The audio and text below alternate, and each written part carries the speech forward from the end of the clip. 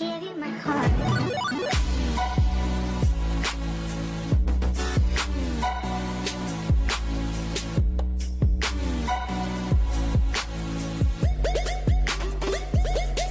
Give you my heart.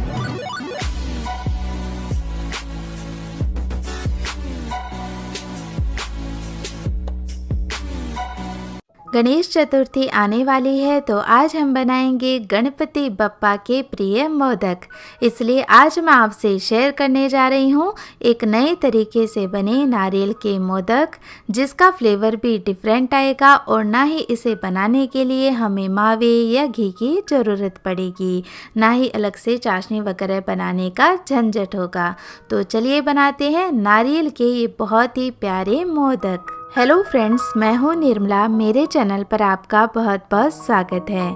Recipe शुरू करने से पहले आपसे एक रिक्वेस्ट करना चाहूँगी कि यदि मेरी रेसिपीज़ आपको अच्छी लगे तो मेरी और भी वीडियोस देखते रहने के लिए चैनल को सब्सक्राइब करें, ये बिल्कुल फ्री है। यदि वीडियो अच्छा लगे तो प्लीज़ इस वीडियो को लाइक, कमेंट और शेयर करना भी ना भूलें। नारियल के मोदक बनाने के लिए सबसे पहले हम कुछ ड्राई फ्रूट्स लेंगे, जिसमें मैंने काजू और बादाम लिए हैं। अब इन्हें कढ़ाई में डालकर कुछ देर के लिए रोस्ट कर लेते हैं। आप चाहे तो इन्हें रोस्ट करने के लिए घी का इस्तेमाल भी कर सकते हैं। काजू और बादाम के अलावा आपको जो भी ड्राई फ्रूट्स पसंद हो आप उनका इस्तेमाल कर सकते हैं। तो ये देखिए ड्राई फ्रूट्स अच्छे से रोस्ट हो चुके हैं। इन्हें निकालकर हम साइड में रख देते हैं और सेम कढ़ाई में अब डालेंगे 1 कप नारियल का पाउडर। तो यहाँ पर चाहिए तो आप कटोरी को मेज़र करके ले लें या फिर मेजरिंग कप आते हैं उसको मेज़रमेंट करके ले लें। तो इसे डेसिकेटेड कोकोनट पाउडर कहते हैं, नारियल का बूरा कहते हैं। और यदि आपके पास ये रेडीमेड नारियल का पाउडर नहीं है तो आप जो नारियल का गोला आता है उसको कद्दूकस करके भी ले सकते हैं या मिक्सी में पीस कर ले सकते हैं। अब कुछ देर के लिए हम नारियल पाउडर को लो फ्लेम पर रोस्ट करेंगे। इससे इसमें बहुत ही अच्छा टेस्ट आ जाता है और क्रिस्पीनेस आ जाता है। नारियल पाउडर को रोस्ट करते समय इसे लगातार चलाएं, क्योंकि नारियल के अंदर काफ़ी तेल होता है। तो यदि हमने इसे ऐसे ही छोड़ दिया कुछ देर के लिए भी तो ये जल सकता है। तो इसे लगातार चलाते हुए ही पकाएं। मात्र 2 से 3 मिनट में नारियल है वो अच्छे से रोस्ट हो जाता है। तो अब 1 कप यानी 1 कटोरी इसके अंदर दूध डालेंगे। साथ ही मैंने यहाँ पर कुछ केसर के धागे भी दूध में भिगो के रखे थे, तो ये भी डाल देते हैं, लेकिन ये टोटली ऑप्शनल है। तो यहाँ पर जितना हमने नारियल का पाउडर लिया था उतना ही हमने दूध का इस्तेमाल किया है। अब दूध जब तक इसके अंदर पूरा सोख ना हो जाए तब तक इसे पकाना है, यानी ये मिक्स दोबारा से थोड़ा सूखा सूखा हो जाना चाहिए। यहाँ पर मैंने केसर वाला दूध इस्तेमाल किया है, इससे बहुत ही अच्छा फ्लेवर भी आ जाता है और नारियल के मोदक को थोड़ा अच्छा कलर भी मिल जाता है। लेकिन यदि आप केसर का इस्तेमाल नहीं करना चाहते और मोदक में कलर चाहते हैं तो आप फूड कलर का इस्तेमाल कर सकते हैं। तो यहाँ पर आप देख सकते हैं जो दूध हमने डाला था नारियल ने सारा दूध अब्सॉर्ब कर लिया है। तो अब इस स्टेज पर हम डालेंगे इसके अंदर 1 कप मिल्क पाउडर, यानी जिस बोल से हमने नारियल पाउडर और दूध लिया था उसी के बराबर हम मिल्क पाउडर ले लेंगे। अब मिल्क पाउडर को भी इसके अंदर डालकर इसे अच्छे से मिक्स कर लेते हैं।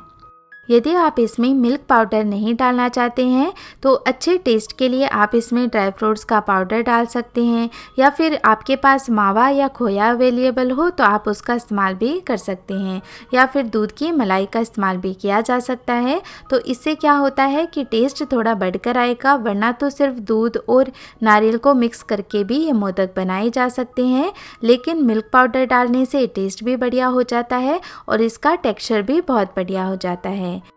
अब जैसे जैसे मिल्क पाउडर पकेगा ये सेट होने लगेगा तो इस तरह का गाढ़ा मिक्स बनकर तैयार हो जाएगा।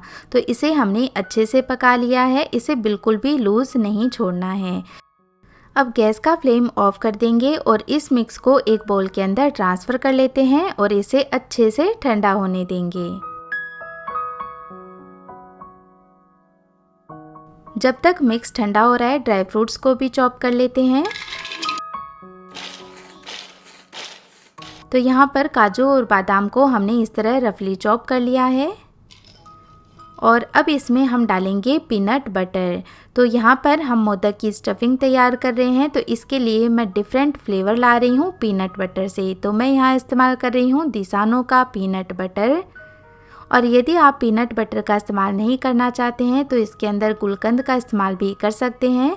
तो गुलकंद वगैरह के मोदक तो आपने कई बार खाए होंगे, लेकिन एक बार इस तरह से पीनट बटर डालकर स्टफिंग तैयार करें और फिर मोदक बनाएं। बहुत ही टेस्टी बनेंगे और बहुत ही डिफरेंट फ्लेवर के हमारे मोदक तैयार हो जाएंगे। तो ये हमारी स्टफिंग भी तैयार हो गई है और इधर जो मिक्स था इसे मैंने फैला दिया था, तो ये भी अच्छे से ठंडा हो गया है। जब ये अच्छे से ठंडा हो जाए तो जिस कटोरी को मेज़र करके हमने नारियल लिया था उसी को मापकर हम ले लेंगे पीसी हुई चीनी, या फिर आप बूरा या तगार का इस्तेमाल भी कर सकते हैं। फ्लेवर के लिए इलायची का पाउडर ऐड करके सारी चीज़ों को अच्छे से मिक्स कर लेते हैं। ध्यान रखना है कि मिक्स बिल्कुल भी गर्म नहीं होना चाहिए, अच्छा ठंडा ही होना चाहिए, नहीं तो इसमें चीनी है वो पिघल जाएगी और फिर जो मोदक हैं वो अच्छे से नहीं बन पाएंगे, वो लूज़ हो जाएंगे। तो इस तरह का मिक्स हमारा तैयार होना चाहिए। अब मैं मोदक बनाने का सांचा ले लेती हूँ। इस सांचे के अंदर भी दो तरीके से हम ये मिक्स डालकर मोदक बना सकते हैं। तो मैं पहला तरीका बता देती हूँ। मोदक को गार्निश करने के लिए यहाँ पर कुछ मैं पिस्ता इस तरह से इस सांचे पर बिछा देती हूँ, तो इससे ये ऊपर लग जाएंगे, तो देखने में मोदक बहुत ही सुंदर लगेंगे। अब इस तरह से थोड़ा सा मिक्स लेकर इसे दोनों साइड सेट कर देते हैं और बीच में इस तरह एक गड्ढा बना लेंगे जिसमें हम स्टफिंग रखेंगे। तो इसे सेट करके अब ये स्टफिंग हम इसके अंदर रख देंगे। तो ये देखिए अच्छे से स्टफिंग भी इसके अंदर आ गई है। बहुत ज़्यादा स्टफिंग का इस्तेमाल भी ना करें, नहीं तो मोदक फट सकता है। अब इसे हम ऐसे सील कर देते हैं। साइड में जो पोर्शन बच गया है उसे हम हटा देंगे और अब सांचे को खोल लेते हैं। तो देखिए बहुत ही प्यारा सा मोदक बनकर तैयार हो गया है। तो ये तो एक तरीका हो गया मोदक बनाने का, तो इसमें हमने सांचे का इस्तेमाल किया है। और यदि आपके पास सांचा नहीं है मोदक बनाने के लिए, तब आप किस तरह से मोदक बनाएं उसका तरीका भी मैं आपको बता देती हूँ। तो दोबारा हम एक नींबू के साइज की इस तरह मिक्स ले लेंगे और इसे हाथों में पहले गोल करके फिर थोड़ा फ्लैट करेंगे। और जिस तरह से अब हम कचौरियाँ भरते हैं ना, ठीक उसी प्रकार इसमें भी स्टफिंग भर देंगे। तो ये बीच में स्टफिंग रख दें और ये जो मिक्स चारों तरफ का है उसे आगे की ओर यानी ऊपर की ओर बढ़ाते रहेंगे। अंगूठे से बीच में स्टफिंग को प्रेस करते रहेंगे। तो इस तरह से भी मोदक बहुत ही आसानी से बनाए जा सकते हैं। यदि आपको प्रैक्टिस है तो आप जल्दी जल्दी भी बना सकते हैं। और ये देखिए हम इसको ऊपर ले आए धीरे धीरे और इसे ऊपर एक मोदक की शेप दे देंगे, इसे और लंबा कर देंगे, इसे गोल कर लेते हैं। तो क्योंकि हमने ये मोदक बिना सांचे के बनाए हैं तो ठीक ठाक सा ही बन गया है, क्योंकि मोदक बनाने की हमें इतनी प्रैक्टिस नहीं होती है। अब इसे मोदक वाली डिज़ाइन देने के लिए आप इस तरह टूथपिक का इस्तेमाल कर सकते हैं। तो इस तरह टूथपिक से निशान लगाकर ये एकदम मोदक जैसे लगेंगे। तो देखिए ये भी हमने बिना सांचे के बनाया है, लेकिन फिर भी कम सुंदर नहीं है। और वो तो कहते हैं ना, भगवान तो आस्था का भूखा होता है, प्रसाद का नहीं। और ये देखिए, तो सच्चे मन से यदि ये मोदक भी गणेश जी को चढ़ाए जाएं तो वो भी बहुत प्रसन्न होंगे। अब इस सांचे के अंदर मैं आपको दूसरा तरीका बताती हूँ स्टफिंग भरने का। तो ये स्टफिंग भरना बहुत ही ईजी रहेगा। तो इस तरह से ये मिक्स लेकर चारों ओर मोदक के सांचे में फैला दें और बीच में गैप ज़रूर रखें, क्योंकि हमें इसके अंदर स्टफिंग डालनी है। तो ये सांचा हमने चारों ओर से कवर कर लिया है। अब हम स्टफिंग लेंगे और बीच में भर देते हैं इसे। तो इससे क्या होगा कि जब इस तरह से हम स्टफिंग भरते हैं ना, तो मोदक की जो शेप होती है वो बहुत ही नीट एंड क्लीन आती है। तो अलग से इसमें कोई ज़्यादा मिक्स भी नहीं जाता है, पूरा मिक्स जाता है। तो हमें इसके कॉर्नर्स वगैरह शार्प नहीं करने पड़ते हैं। तो ये नीचे से भी हमने इसे कवर कर दिया है और अब इसे खोल लेते हैं। और ये देखिए कितना सुंदर मोदक बनकर तैयार हुआ है।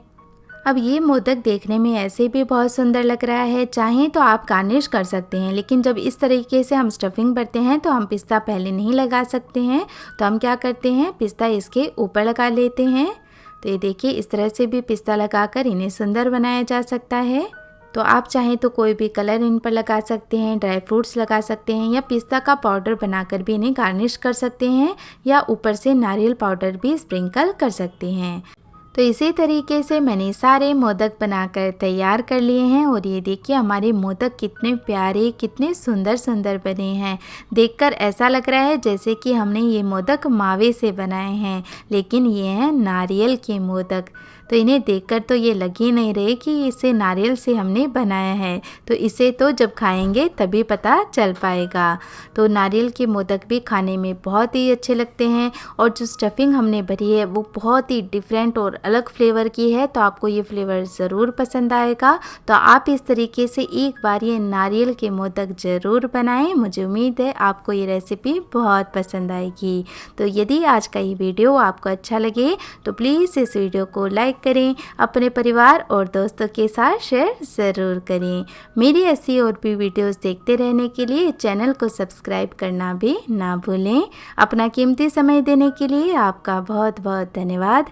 मिलते हैं एक और नए वीडियो के साथ, तब तक रखिए अपना ढेर सारा ख्याल।